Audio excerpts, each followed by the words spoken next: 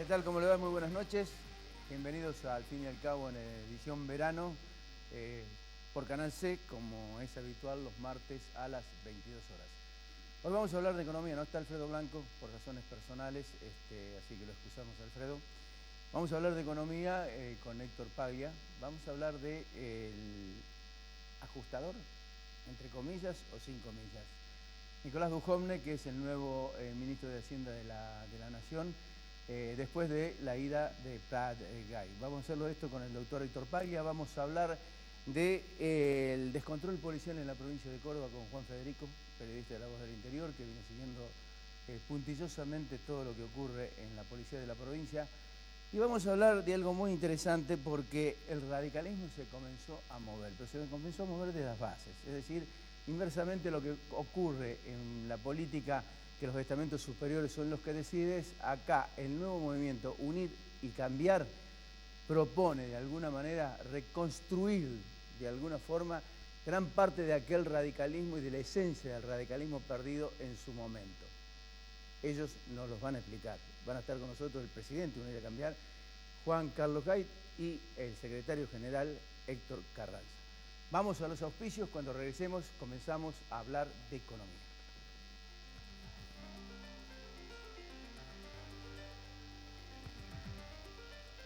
Pueblo Santo Resto Bar. Ostop, la obra social del docente privado. Colector, junto a Rentas, trabajando por el futuro de los cordobeses. Inversia. Cooperativa Horizonte. Consejo de Ciencias Económicas. Red de concesionarios, Pauni Sanelo. Estudio Jurídico Nayi. Cotreco. Universidad Tecnológica Nacional Regional Córdoba. Fabicur ICSA. Instituto Ulton. Si todavía no tenés tu cordobesa, solicitala ya en nuestras sucursales. Municipalidad de la Ciudad de Córdoba. ¡La Muni! Centro Robles. Marco Aurelio Sosa. Instituto San Agustín. CIAFA. IMIX. Aberturas Urbantec. Novar. La Anastasia. Doctora Elvia Guzmán. Reina Hada Peluquería. Bien, Nicolás Dujovne, que ha dicho el nuevo ministro de Hacienda, que va a achicar el déficit fiscal, va a vencer la inflación, va a expandir la economía, va a reformar una serie de impuestos, va a incorporar el trabajador informal al circuito legal. La pregunta es ¿cómo? Con estos auspicios vamos a presentar al doctor Héctor Paglia.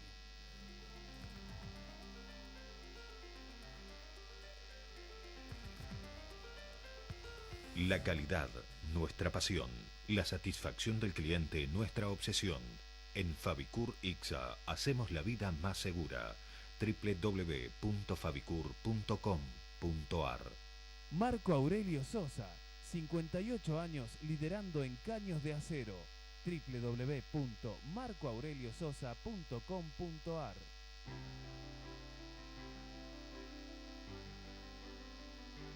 Bancor estuvo todo el año con vos.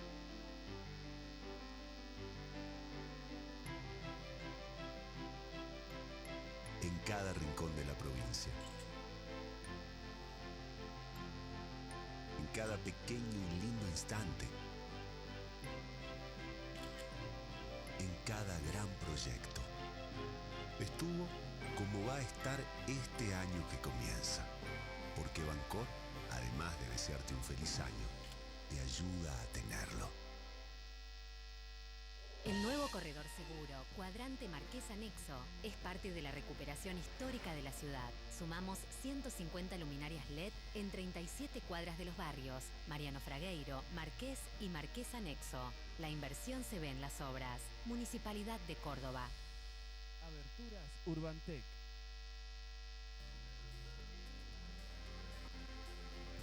Bien, doctor Paglia, ¿cómo anda? Bien, ¿cómo le va? Bienvenido y feliz año. Igualmente, que tenga un buen 2017. ¿Cómo es esto? ¿Cómo se puede hacer todo junto ahora y antes no se pudo? Bueno, yo creo que el tema hay que dividirlo en distintas cuestiones que ya están saltando a la vista. Primero, lo auspicioso del reconocimiento que hace el gobierno que hay un problema con el tema del gasto público y hay un problema con el déficit fiscal. Ahora, a partir de allí hay que ver cómo va a funcionar el mecanismo de decisiones de este gobierno nacional, que todavía no está muy claro, vinculado precisamente a este tema. Duhovne, como ministro de Hacienda, autónomamente va a manejar menos del 1% del gasto público. Claro.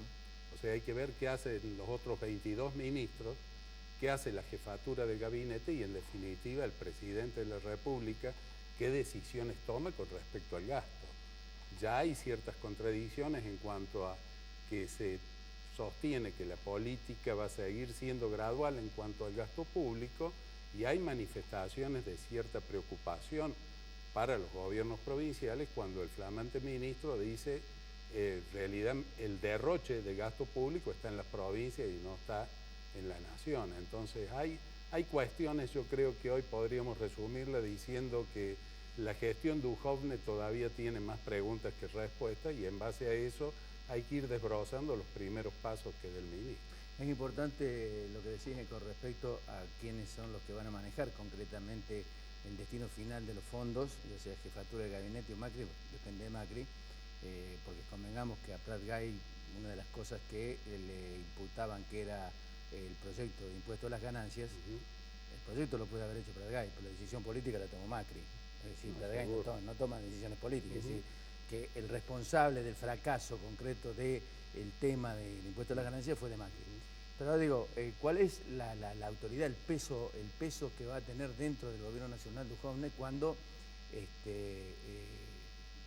digamos, en un proceso electoral? Porque aquí hay que medir lo político también, ¿no? No, seguro. Y hechas estas salvedades, lo importante lo vamos a conocer en el muy corto plazo. Es decir, si el ministro gratamente nos sorprende con un estudio analítico de todas las partidas del gasto público, una apertura de los distintos programas, cómo va a actuar con unos, cómo va a actuar con otros, y esto tiene un fuerte aval político, puede ser bastante interesante ver cómo deviene esto, fundamentalmente en lo que realmente es la prioridad del 2017. El 2017 lo va a definir la cuantía de la inversión productiva.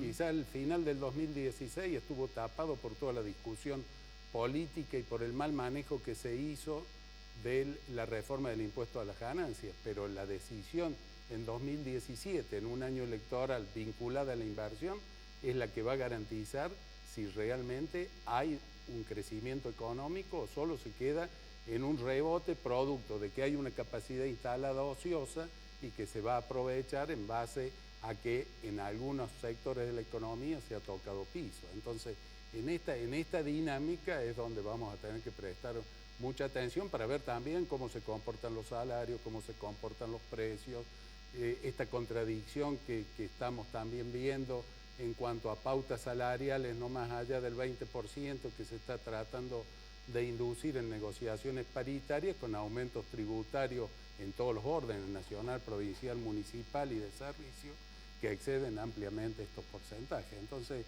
el panorama es complejo en cómo se va a armonizar esto y es de esperar que habiendo una jefatura de gabinete y habiendo 23 ministerios y un ministro que va a tener la misión de producir efectos sobre el gasto público, pueda coordinarse y llevarse adelante en materia de política económica. Bueno, en principio lo que se esperaba era un ajuste y ya empezó, o sea, la reducción del IVA para tratar de compensar el impuesto a las ganancias es la primera decisión. La obra pública no la va a poder tocar, porque si toca la obra pública tiene junto con el recorte del gasto público o esta insinuación a que hay que reducir el empleo público en las provincias, se va a echar los gobernadores en contra, me parece medio raro. Y hay un dato significativamente que vos lo aportabas, es decir, las paritarias por un lado, que además el aumento en los distintos tarifas, ya sea electricidad, gas, etcétera, etcétera. Sí, tampoco cierra la inflación de los primeros 3 meses en la proyección de 17-19%, ¿no? Bueno, eso va a estar muy atado a mantener la ortodoxia que está manteniendo el Banco Central con niveles de tasa de interés que han disminuido pero que siguen estando en un nivel muy elevado. Pero eso va en contra de lo que dijimos al comienzo, o sea, altas tasas de interés contribuyen negativamente a un desarrollo de la inversión.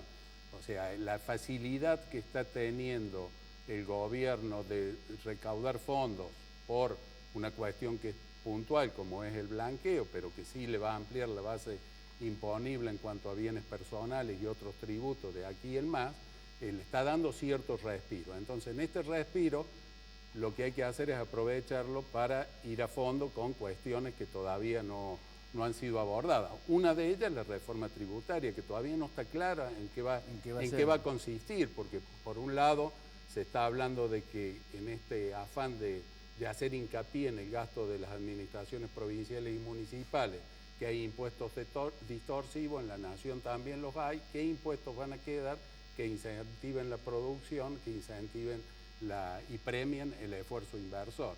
Entonces esas son todas incógnitas con las cuales entramos en el 2017, repito, un año electoral en donde ciertas decisiones desde la política se ralentizan con la lógica que tiene la política, lo cual no es bueno ni malo, sino que afecta el proceso económico. En lo que habría que enmarcarlo en un contexto mundial que ha cambiado y que viene cambiando, ya que las economías argentinas buscan hacer un esfuerzo de apertura cuando las economías centrales, fundamentalmente Europa y Estados Unidos, tienden a cerrarse y el costo de financiamiento tiende a elevarse. Entonces, ahí hay que hacer una ingeniería bastante importante. Duhovne tiene antecedentes, al menos teóricos, de tener capacidades para poder diseñarlo. Lo importante es que encaje en este esquema en el cual fue la justificación por la cual el ministro Prat-Gay dio un paso al costado, o le obligaron a dar un paso al costado. Eso es anecdótico, pero que no encajaba en este sistema de decisión. Sí, era un outsider. Era un outsider dentro del programa, un outsider. Sí. Ahora, vos tocaste un tema que es interesante destacarlo, es decir, el tema del blanqueo. Eso ha impulsado hacia arriba la recaudación en el último trimestre. Ahora, el tema es, ¿a dónde va a ir la plata esa? ¿Dónde va a ir esa plata? ¿La reparación histórica que se prometió? ¿O eso se va a utilizar para gasto público, tratar de ordenar las cuentas públicas mirando hacia el futuro, mirando hacia la elección de 2017, de octubre, ya estamos en 2017? El Ejecutivo ha elevado y el Congreso ha aprobado un presupuesto para el año 2017.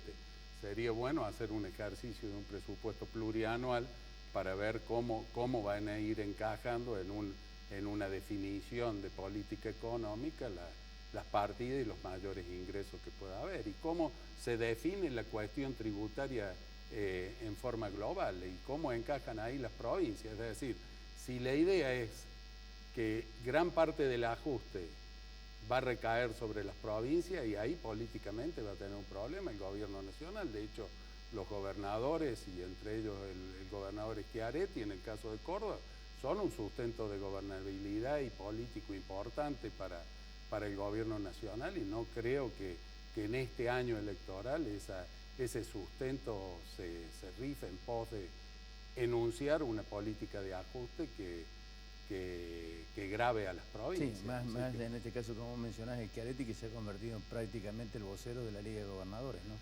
Sí, o sea, el gobernador de Córdoba está liderando un espacio que se ha generado en torno a un grupo de gobernadores que están reclamando para las provincias el ejercicio del federalismo, dando apoyo a cambio de ese federalismo, y por lo tanto no van a ser. Además, los cordobeses no somos muy afectos a que nos impongan políticas de este tipo. Digamos, hablando con Alfredo, me decía él que lo que tiene que hacer el gobierno inmediatamente es clarificar la política que va a llevar adelante en cuanto al déficit fiscal. ¿Coincidís en eso? Sí, totalmente, porque es la antesala, es la condición que hace falta explicitar para desatar un proceso inversor. Si no, hemos asistido al fin de año con menos anuncios de inversión de los últimos años. Así es. O sea, por lo general las empresas, aunque sea, lo anuncian. Dicen, tenemos estos planes de inversión para el año siguiente. Ha habido mucha prudencia, y esa prudencia se refleja en que si realmente una política de tipo de cambio que se va trazando de endeudamiento y de mayor presión en los sectores medios, vinculado a impuestos y costo de tarifa, etcétera, es la transición para ir a una cuestión superadora o la política va a quedar económica va a quedar estancada en estos parámetros, ya sabemos en qué termina. Vos dijiste que hay que ver el escenario internacional y particularmente cuál va a ser la posición de Estados Unidos y en especial Trump con respecto a las tasas de interés. Se necesita deuda, contraer deuda. El gobierno ya ha dado señales con respecto a esto. Ya ha aumentado 45.000 millones de dólares la deuda pública. Tiene que salir a buscar más. ¿Crees que si consiguen ese dinero puede atenuar en alguna manera la expansión monetaria, el tema del déficit fiscal? Sí, el gobierno va a echar mano tanto al financiamiento interno como externo y de acuerdo a cómo vaya logrando esos flujos de financieros, va a ir acomodando su política monetaria. Claro, pero el financiamiento interno es muy costoso. Bueno, pero es que lo que está claro que tenemos un Banco Central que ya se ha autoimpuesto metas de inflación, se ha autoimpuesto una política monetaria y por más que ahora no sean las LEVAC, sino que se vaya a una tasa de referencia, el costo de financiarse para el sector privado va a ser muy elevado y va a estar fuera del mercado si el sector público es el que sigue demandando fondos. Esa es una cuestión que siempre se ha comportado de esa manera. Entonces no es fácil conseguir financiamiento afuera en la medida que el gobierno lo esperaba. O sea, el gobierno pensaba financiar 50.000 millones de dólares más en el 2017 con colocaciones exterior. De hecho, una de las misiones del equipo económico es empezar en enero a sondear cuál es la receptividad que hay a colocación de deuda en el mercado voluntario en el exterior. Entonces, esas necesidades están dadas. Esto se soluciona no mágicamente, pero sí con un fuerte impulso de inversión y entrada de caudales de inversión productiva. Está el blanqueo entrando dinero, pero a su vez estamos viendo, si nosotros vemos los números del Banco Central, vemos que hay una fuga de divisas importantes el año pasado. Sí, entonces, sí, hay cuestiones que todavía son contradictorias. Ricardo, y esperemos tener respuesta lo más breve posible. Por lo pronto, incertidumbre. Sí, yo creo que el panorama de incertidumbre, de optimismo, un optimismo cauto, de que algunos sectores de la economía han tocado fondo, que se está produciendo en esos sectores lo que se llama la brecha del producto, es decir, sin necesidad de nueva inversión, como hay capacidad ociosa, si se incentiva la utilización y la demanda sobre esos bienes, puede esa brecha del producto irse achicando, pero no es la solución de fondo y mucho menos la de mediano y largo plazo. Héctor, muchas gracias por venir. Al contrario, que tenga un buen año. Esperemos Ricardo. tener un buen año. Okay. Ya volvemos, regresamos con el radicalismo, vamos a hablar con nuevo movimiento que hay dentro del radicalismo y cuáles son las expectativas que ellos tienen mirando precisamente hacia adentro de la Unión Cívica Radical. Ya volvemos.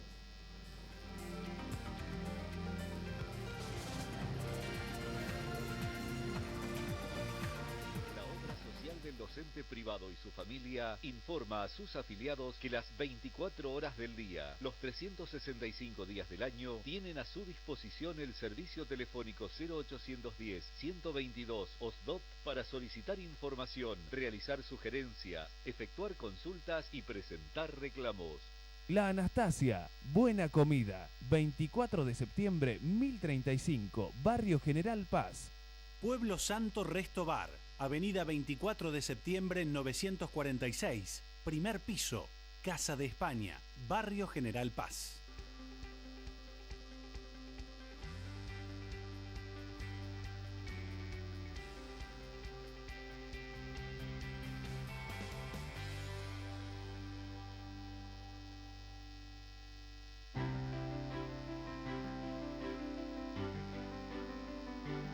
Bancor estuvo todo el año con vos.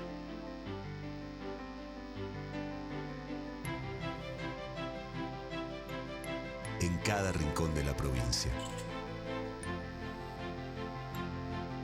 En cada pequeño y lindo instante. En cada gran proyecto. Estuvo como va a estar este año que comienza. Porque Bancor, además de desearte un feliz año, te ayuda a tenerlo. Pauni. Blanqueo y moratoria. Aproveche ventajas y disminuya riesgos. Consulte a un contador matriculado. Consejo Profesional de Ciencias Económicas de Córdoba. Universidad Tecnológica Nacional, Facultad Regional Córdoba. Más de 60 años comprometidos con la ingeniería. Estudio Jurídico Nagy. Contactos al teléfono 428-3480.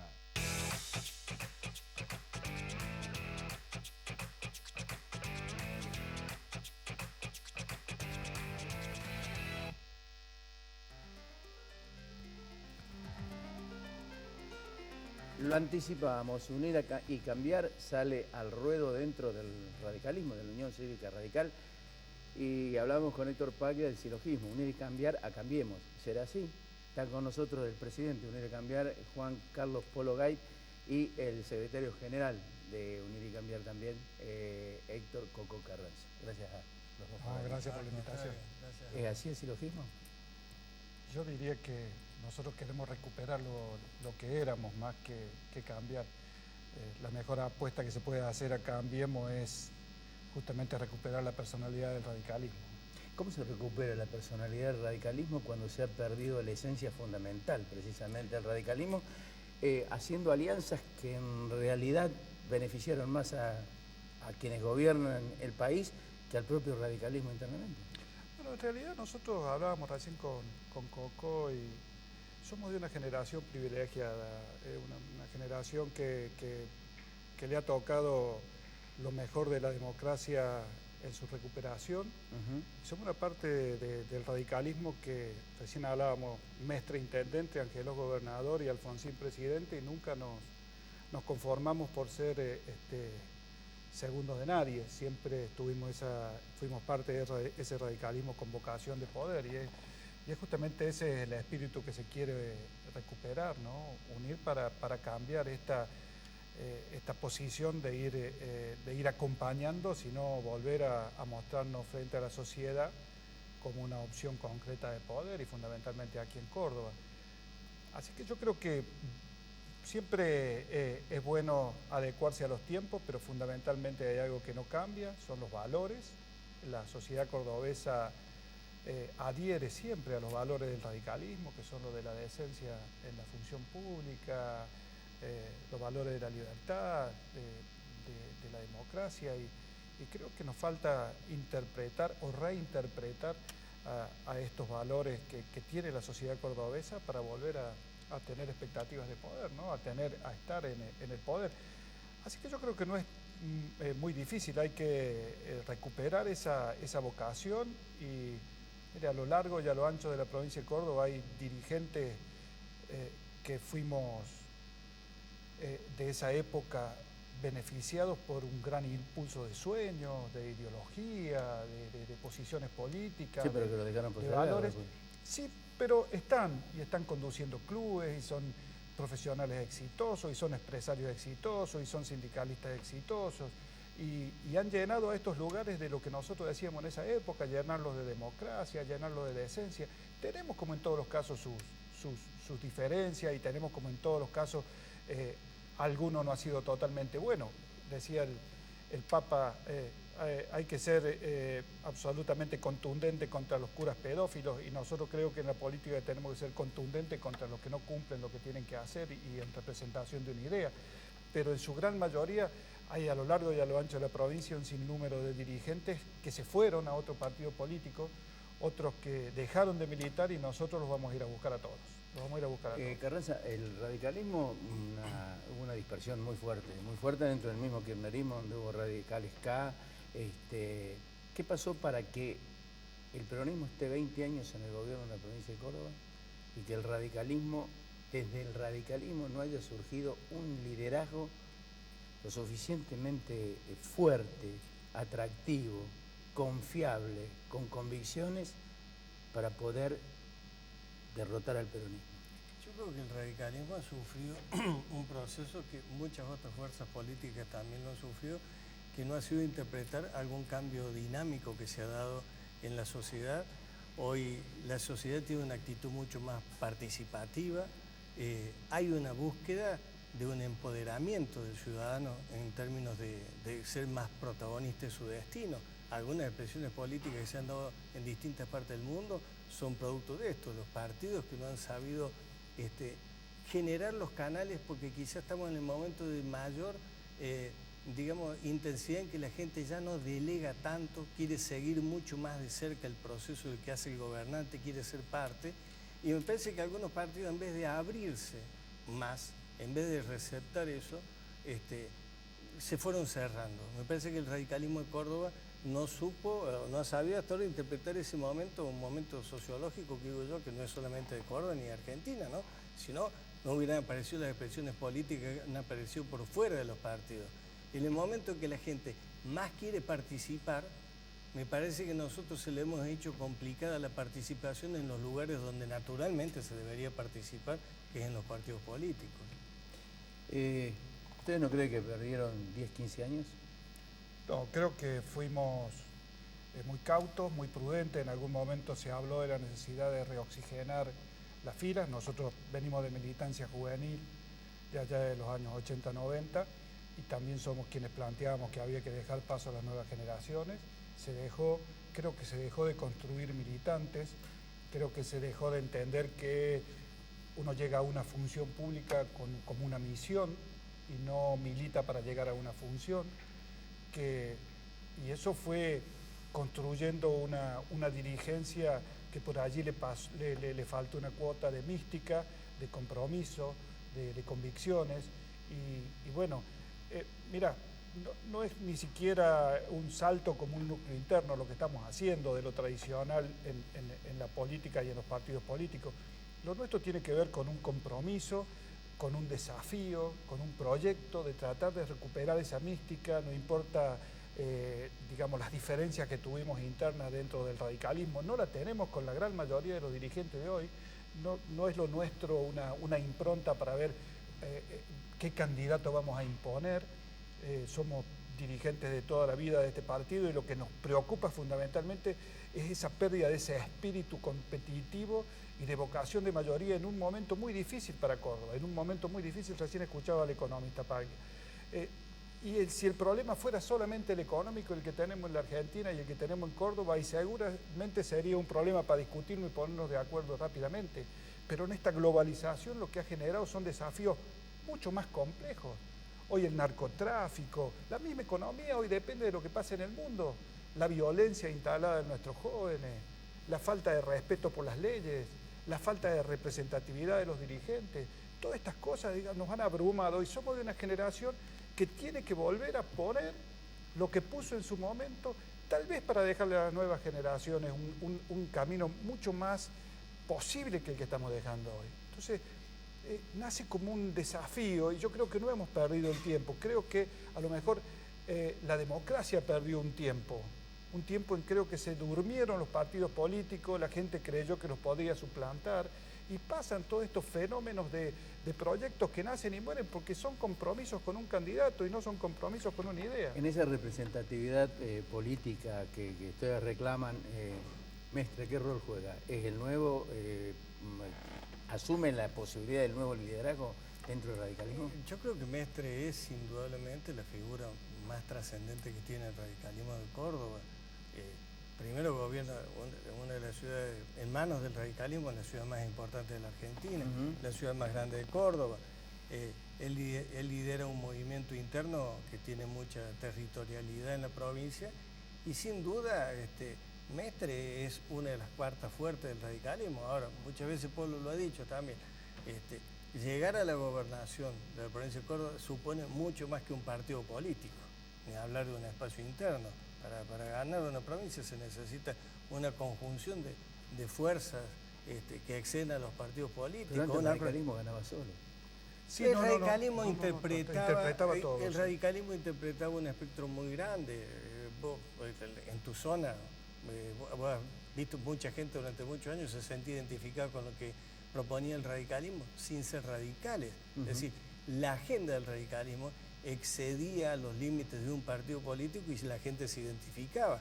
Me parece que Mestre tiene la posibilidad, por su edad, por la ciudad que gobierna, de construir un espacio que tiene que ser... Hoy estamos en Cambiemos, que es una alianza de tipo parlamentario, una coalición parlamentaria, que el radicalismo, si quiere proyectarlo mucho más, primero tiene que fortalecerse, como decía Pablo, como partido.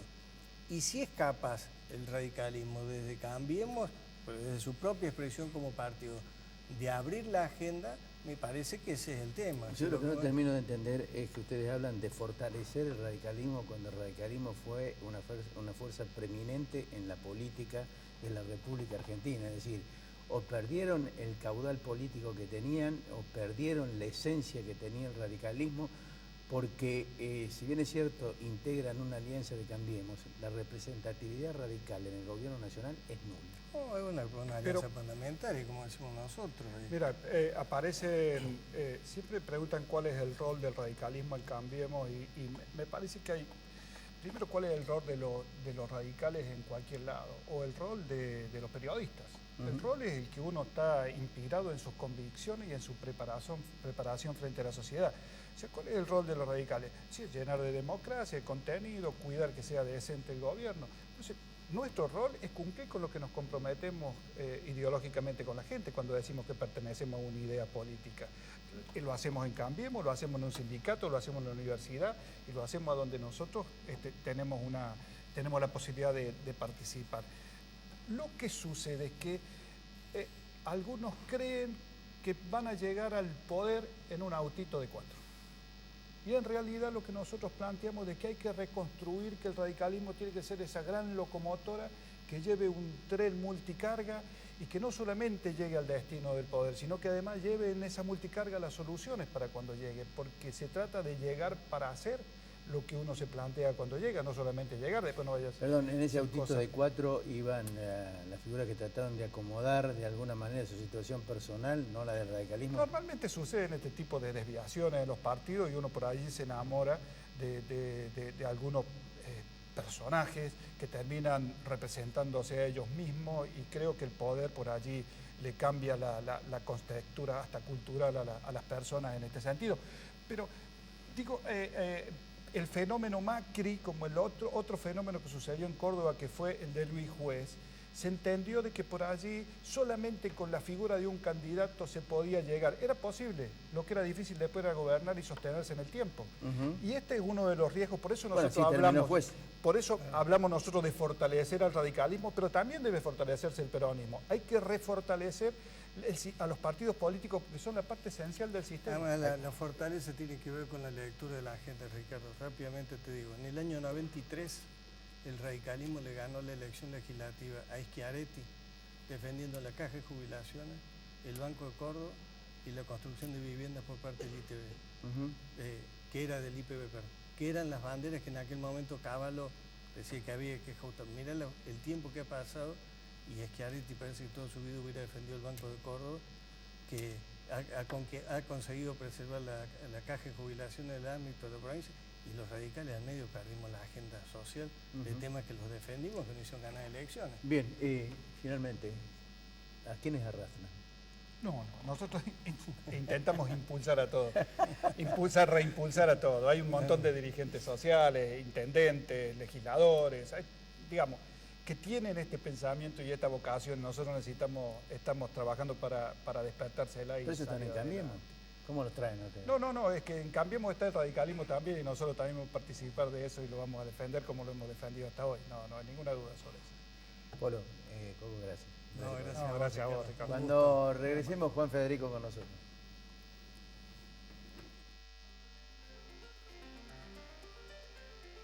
La calidad, nuestra pasión.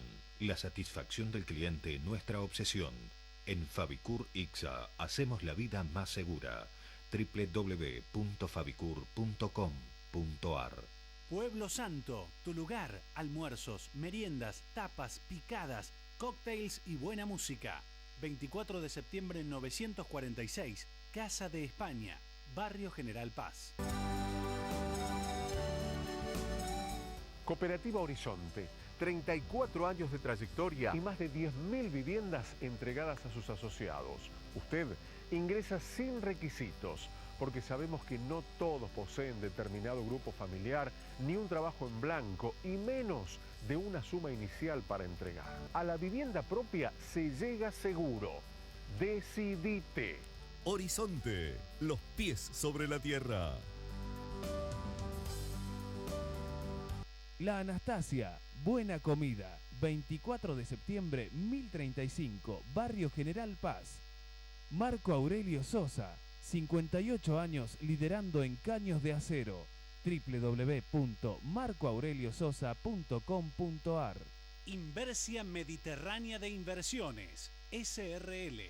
Instituto San Agustín, IMIX, CIAFA, Sistema de Autorización y Provisión de Medicamentos Oncológicos, certificación normas ISO 9001. El nuevo corredor seguro, Cuadrante Marqués Anexo, es parte de la recuperación histórica de la ciudad. Sumamos 150 luminarias LED en 37 cuadras de los barrios, Mariano Fragueiro, Marqués y Marqués Anexo. La inversión se ve en las obras. Municipalidad de Córdoba. Colector, junto a Rentas, trabajando por el futuro de los cordobeses. Aberturas Urbantec, tecnología alemana, producción argentina. www.urbantec.com.ar. Centro Tomografía Computada Córdoba Sociedad Anónima. Instituto Ulton, líder en diagnóstico por imágenes. Primer instituto de cirugía ambulatoria mínimamente invasiva del interior del país. Avenida Vélez Arfiel 562, Córdoba, Argentina. Teléfono 0351 426 7700.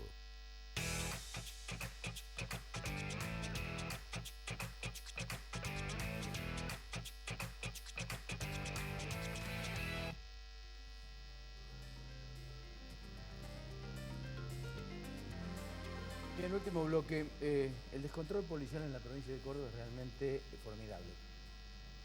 Uno debería ser mucho más cauto para decir o emplear una frase de esta naturaleza o una palabra de estas características, pero da la impresión de que el gobierno no le encuentra solución. Muchas veces hemos dicho que si hay algo que no tuvo Unión por Córdoba durante todos estos últimos años, ha sido una política de Estado en materia de seguridad. Da la impresión de que se ha ido acentuando tanto todo esto que hoy se expresa concretamente en una revolución interna dentro de la fuerza policial, que no basta con el esfuerzo que pueda hacer el gobierno de Juan Schiaretti, el ministro de Seguridad, con el impulso de móviles, de incremento de policías, porque el problema está adentro de la misma fuerza y eso da la impresión de que o no lo pueden solucionar, no le encuentran el hilo conductor, o realmente es también una política de Estado la corrupción dentro de la policía de la provincia. Está con nosotros Juan Federico, es el periodista que más ha seguido puntilosamente el descalabro de la policía de la provincia y fundamentalmente con un análisis muy severo, muy crítico, pero también ciertamente, se diría, entre lo severo y lo crítico, de advertencia. Pero da la impresión de que no le llega. Juan, ¿cómo te va? ¿Cómo no? Muchas gracias por la invitación. ¿Cómo está? Y la verdad que es así, ¿quién controla la policía? ¿Quién se hace cargo de la policía? Porque si uno empieza a ver lo que ha pasado a partir del subcomisario Barrio Nuevo y la detención, y estas 2 últimas semanas de diciembre, estos primeros días de enero, todos se lavan las manos. O sea, yo no fui, no, que era la justicia, porque la policía es una herramienta de la justicia nosotros no teníamos ninguna alerta. La provincia trata de dar manotazos y pedir explicaciones internas. Se estaba en condiciones de ser ascendido en Barrio Nuevo. Sí. Ese Barrio Nuevo estuvo a días de ser ascendido. ¿Y ahora? Entonces, ¿qué informes hubo sobre él? Y de pronto aparece un audio donde un jefe policial... ¿Otra vez este tipo? Otra vez dijo. O sea que todos sabían, pero nadie sabía. Y seguimos en esta nebulosa de la policía en que nada es claro. Yo creo que hay un hecho puntual y no sé si va a coincidir, no hay conducción. O sea, da la impresión de que el jefe de policía está pintado. Bueno, eso quedó en evidencia totalmente en esta última crisis. O sea, el mismo gobierno, gente del gobierno me decía, la primera crisis en serio que tenemos y no pone ni las manos. O sea, ¿quién es Gustavo Vélez? El común de los cordobeses no lo conoce. No sabe qué piensa, qué política va a llevar a cabo, o sea, y cómo le repercute a él internamente lo que acaba de suceder. Nadie sabe. De hecho, estuvo tambaleando Gustavo Vélez.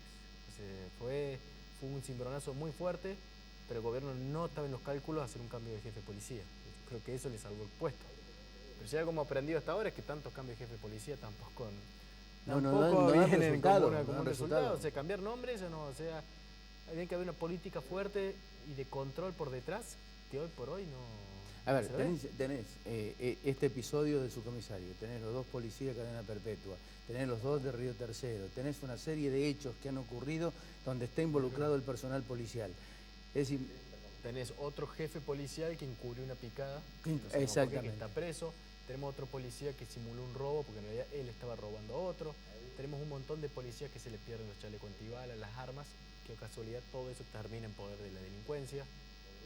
Entonces, ¿qué policía tenemos? ¿Qué formación y qué selección hay de personal policial? Ahí quería llegar. Es decir, da la impresión de que la cantidad, el valor cuantitativo que el gobierno le quiere poner en la calle a través de los policías, no es suficiente o no están suficientemente preparados o no se siguen no se siguen los antecedentes de quienes ingresan. Yo no digo de que esos que incorporan sean responsables de lo que está ocurriendo, ¿no es cierto? Porque no le podemos achacar a ellos. Pero tampoco es una solución, bajo ningún punto de vista, la mayor cantidad de policías. Las nuevas camadas no se están mostrando camadas de excelencia, sino todo lo contrario. Hay varios líos con las nuevas camadas. O sea, este caso ya es gente experimentada, estamos hablando de un comisario, de un subcomisario, gente de mucha experiencia. Ahora, ¿qué es? ¿Las nuevas camadas ya vienen mal o es las anteriores camadas las que terminan por pudrir a las nuevas camadas? O sea, ¿cuál es el mensaje interno dentro de la policía? Es que la camada que entra cuando ve que no tiene espejo donde mirarse. Exactamente, donde vale todo, donde todo es así, donde cállate la boca, donde vamos por esto. Entonces, por eso digo, ¿quién piensa hoy la policía? Yo muchas veces hablo cuando fue el tema del gatillo fácil en Barrio Los Cortaderos. Absolutamente los policías están excelentemente condenados a prisión perpetua. Lo que yo pensaba más allá es que esos policías estaban reproduciendo en la calle el mismo abuso de que ellos son víctimas dentro de las comisarías. Esa falta de sensación de jerarquía y de respeto, y si no me respetás, te sanciono, y si no te sanciono, te pego un tiro. Pero, Juan, hemos llegado a que en una comisaría ponían las fotos de quienes más detenidos tenían durante el mes. Claro. ¿Cómo le enseñás a ese agente que eso estaba mal? Si mi jefe me decía eso. O cuando fue ahora el nuevo Código de Convivencia, ¿qué se hizo? Se los preparó, hubo cursos y demás, pero los jefes le decían otra cosa después que salían de los cursos de la Facultad de Derecho, de los profes y demás. Cuando volvían a las comisarías era otra cosa. Primero era el boicot. No vayan a detener a nadie, que esto se pudra porque esta ley va contra nosotros, así que dejen las calles liberadas. Y después, bueno, inventemos otra figura paralela y sigamos metiendo gente adentro. Entonces, ¿qué se quiere cambiar realmente? ¿Y quién se preocupa por eso? Comenzaste diciendo quién controla la policía en momentos graves, en momentos donde el narcotráfico ha hecho pie en Córdoba de una forma desmesurada, es decir, donde el delito es, digamos, un acto corriente y donde la muerte es prácticamente un episodio a diario que ya en muchos casos no es que no llame la atención y que la gente sea indiferente, pero digamos, es un hecho más. Estamos cotidiano. Naturalizando lo que no es natural. La inseguridad, la violencia, las armas, la droga. El kiosco ya no llama la atención, el kiosco de droga en un barrio. Y esos son lo que se dice que son indicadores de impunidad.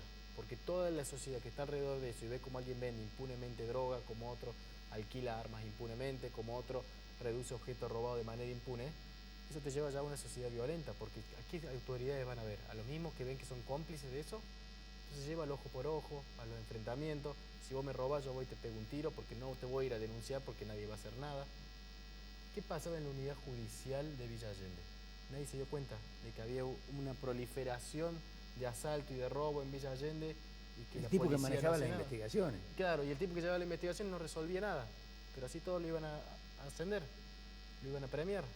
Entonces, ¿qué ojos están faltando? O sea, había un elefante rosa y nadie lo veía. ¿Sabía Romero o intuía, por eso pidió la gendarmería?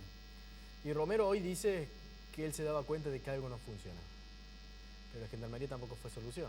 Porque hoy la gendarmería fue algo simbólico que quedó. Porque como quedó en medio de una disputa política que parecía que eran como bolsones. A ver, bueno, vos sos de mi partido, yo te voy a dar tantos gendarmes, vos no. O sea, no hubo una planificación para poner los gendarmes ahí. A partir de mañana Romero va a pedir más gendarmes. vuelve a insistir con gendarmes. A mí me preocupa y creo que, no sé si en esto vas a coincidir, pero me parece que la lucha interna dentro de la policía es por el poder. ¿Quién se queda con la torta más grande? Y siempre en diciembre aflora. Y siempre tenemos estos casos cada vez más raros, más extraños, que nunca sabemos realmente qué es lo que se está disputando, qué es lo que hay. Pero uno ve que el jefe de policía tambaleó, entonces bueno, o sea, que no vino mal direccionado este interno. Las internas están, y se dejan las internas, y nadie toma la decisión de terminar una vez por todas con las internas. Seguimos con dos bandos enfrentados desde hace años, que dos ex jefes policiales que son las cabezas de esos dos bandos, y a través de eso son todos sus discípulos, y son los que hoy mismo continúan con las mismas internas. ¿Cuál es el poder o hay algo más? ¿O es manejar otra caja ahí? O sea, porque la caja policial es muy grande. Claro que es demasiado grande y demasiado descontrolado. Pensado decir, tenés la droga, tenés los desarmaderos de autos, tenés... Esas son las cajas ilegales. Las ilegales. Pero las cajas legales también son gigantescas en jefatura. Sí, es una ciudad. Sobreprecios de... Es una ciudad que tenés que vestir, darle de comer a 20.000 personas todos los días. Es muchísimo el dinero que hay ahí. ¿Qué repuesto? ¿Cuántas causas tenemos por sobreprecio de vehículos? Claro. Las compras de armas, las compras de chalecos, las compras de uniforme. Hasta yo me acuerdo que una vez me contaron cuando fue lo de 2013, el amotinamiento, había un sobreprecio hasta en el cloro para el baño. Hasta eso se había armado un negocio paralelo. Paralelo es. Claro, gigantesco, todas las comisarías de Córdoba, todo es... Entonces, ¿qué es realmente esta ciudad azul que es la policía? ¿Quién la va a gobernar? ¿Se va a autogobernar como lo viene haciendo desde 2013? ¿O le van a poner gente capacitada que esté encima de esta ciudad azul, pero las 24 horas todos los días? Porque está claro que apenas se relajan, aparecen los problemas. Porque eso quiere decir que nunca se fueron esos problemas. Ahora, también creo que hay un problema político, hay falta de decisiones políticas también evidentes para tratar de neutralizar lo que está pasando dentro de la policía. A ver, nadie puede desconocerlo eso. O sea, no tenés autoridad policial en la cabeza que pueda de alguna manera imponer el rigor de la ley dentro de la misma fuerza. No tenés autoridad política que le exija a la autoridad policial que tome las determinaciones. No tenés un tribunal de conducta que se sepa a quién juzga y a quién no juzga. Exactamente, un tribunal de conducta que es un apéndice del poder político. Entonces, bueno, mirá el caso de Villa Allende. En mayo Romero dijo que tenía un problema de seguridad y pidió gendarmería. Terminamos diciembre y nos dimos cuenta que nadie controló la policía. O sea, un intendente estaba diciendo, che, acá tengo un problema de seguridad y yo no confío en esta policía. Y nadie hizo un proceso de control y depuración interna. O sea, se dejó estar, pasó. Pasó la noticia y pasaron a otro tema y el tema siguió ahí. Juan, ¿y la justicia? Y la justicia es gran responsable de todo esto. Por más que ahora muchos digan que están indignados, que se muestren, la policía es la herramienta, el brazo de la justicia. No. Entonces la justicia, si no le resuelven los casos, ¿por qué ningún fiscal levantó la mano hace tiempo diciendo, che, pero estos tipos acá no me están resolviendo? Hay un montón de asaltos, por ejemplo, que es Villa Allende, que están desperdigados en un montón de fiscalías del Distrito 4 de acá de la ciudad de Córdoba, y ningún fiscal se ha mostrado molesto por el escaso avance de las investigaciones. Es más, no intervienen ni siquiera de oficio. Nada. Recién ahora están pensando en aglutinar todas las causas más o menos parecidas en una sola fiscalía, pero ni siquiera saben cuántas son las causas más o menos parecidas. ¿Qué es un problema del Ministerio Público ese? Hoy salió, porque hasta ayer los dos ayudantes fiscales de la ciudad de Villa Allende estaban idos. Hoy, a partir de que se publicó la información... ¿Cómo que estaban idos? Se iban ahí junto a la cúpula policial de Villa Allende y junto a todos los investigadores. Era barrer todo porque decían, acá varios miraron para otro lado o a varios se les escapó la tortuga. Era lógico. Pero como hoy se publicó de que se iban a ir, el Ministerio Público Fiscal dijo, nosotros no queremos quedar pegados a un problema policial. No nos vamos a hacer responsables, los vamos a dejar. Porque es un problema de la policía. ¿Es un problema de la policía? Seguro que no. Es un problema de las instituciones oficiales. Entonces, si no hay una mirada un poco más amplia del chiquitaje de cada uno, o sea, esto va a ser noticia recurrente como lo viene siendo en los últimos años. ¿A qué conduce esto? ¿La anarquía total? ¿O ya estamos en la anarquía total? Esto es lo que uno piensa ahora, porque cuando uno ve que está este policía que estaba robando, que el botín desapareció, ese tema. Y la sospecha del fiscal número 1 es que se lo robó otro grupo de policías. Entonces, desaparece un botín y otros policías se lo robaron. Allanaron a policías, pero esos policías les avisaron antes de los allanamientos, eso dice el fiscal. Entonces, ¿qué es lo que es esto? ¿Qué policía tenemos? Tenemos bandas, ya son bandas. Bandas, sí. O sea, ya no estamos hablando de personas que casos aislados. Estamos hablando de un problema que se está volviendo estructural.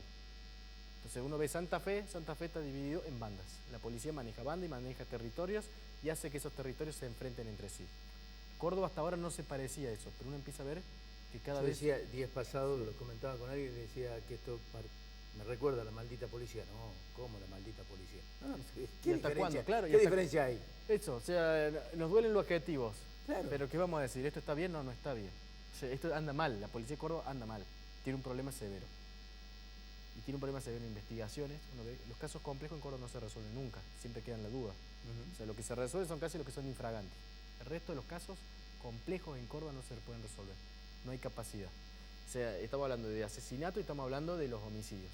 Viene cabeza en jefatura que es de investigaciones. Hay jefes de investigaciones que nadie conoce, nadie sabe nada y que han sido ratificados durante mucho tiempo más. ¿Qué control se hizo sobre esos jefes y qué resultados están mostrando? O sea, ¿cuáles son los resultados? Tiene que tener objetivo y tiene que tener plazo la policía.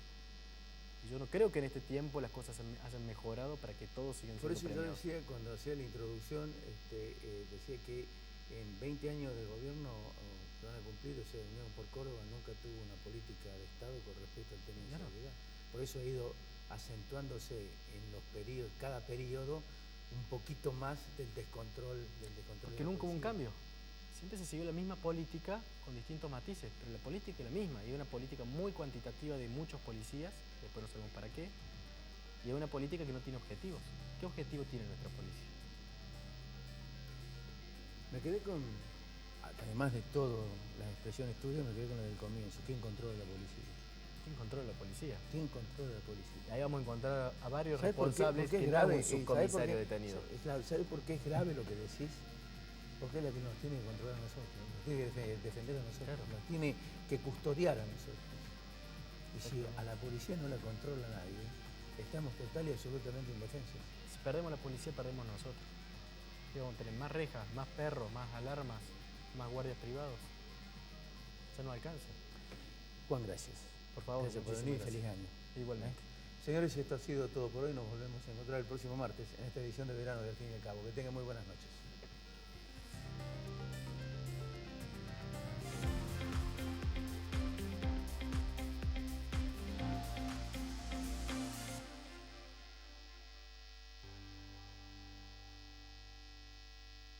OSDOP, la obra social del docente privado.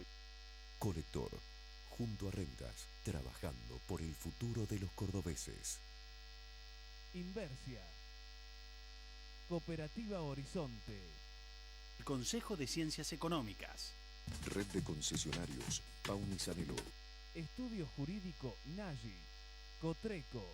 Universidad Tecnológica Nacional Regional Córdoba. Fabicur Ixa. Pueblo Santo Resto Bar. Instituto Uldon. Si todavía no tenés tu cordobesa, solicitala ya en nuestras sucursales. El mejoramiento de avenidas y accesos es parte de la recuperación histórica de la ciudad. Ensanchamos y pavimentamos las avenidas Duarte Quirós, 11 de septiembre y Boulevard Rivadavia para agilizar la movilidad en estas importantes vías de circulación. La inversión se ve en las obras. Municipalidad de Córdoba. Centro Robles. Marco Aurelio Sosa. Instituto San Agustín. CIAFA. IMIX. Aberturas Urbantec. Novar. La Anastasia. Doctora Elvia Guzmán. Reina Hada Peluquería.